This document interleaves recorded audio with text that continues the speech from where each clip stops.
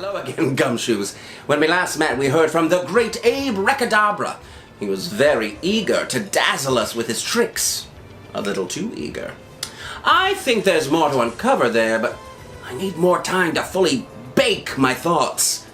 Speaking of baking, I have a batch of peanut butter crullers that I need to tend to. For now, please review this statement from Zane. Zane is a professional wrestler from Russia. Reggie was a big fan of wrestling and brought Zane here to compete in a new wrestling federation that Reggie was funding. I wonder how that turned out. Oh, peanut butter cruller time, peanut butter cruller time. Hate myself. Oh, and don't forget to visit richpantsmansion.com after you reviewed Zane's statement to check out a piece of evidence he's provided. Здравствуйте, I am Zane. Zane Gif. I come from Tula, a small town in Russia. There, I learned to wrestle from my mama. It was part of Cold War training.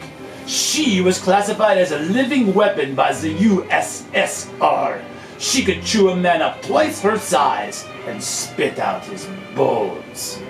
But those were different days. Now, everyone must get along. Whatever happened to a good Bolshevik revolution to settle the score? In Russia, I became a wrestling star in the Wrestling Association of Russia. War. Reggie was a big fan. He contacted me after I won the World Championship. He invited me to come to America to play Raw, the Rich Pants Association of Wrestling. I said yes, I would love to play Raw with him. He offered me a lot of money, much more than rubles I make in Russia. After I arrived, Reggie and I spent a lot of time together, planning. He was good on his word with money, paid me my sign-on bonus up front. But then, nothing ever happened. The league never started. Reggie just made vague excuses of what happened, no real explanation. But he paid me very well and liked having me around. His wife Gemma? Not so much. She didn't seem to like me, and she didn't seem to like Reggie. But she did like her cars and her clothes.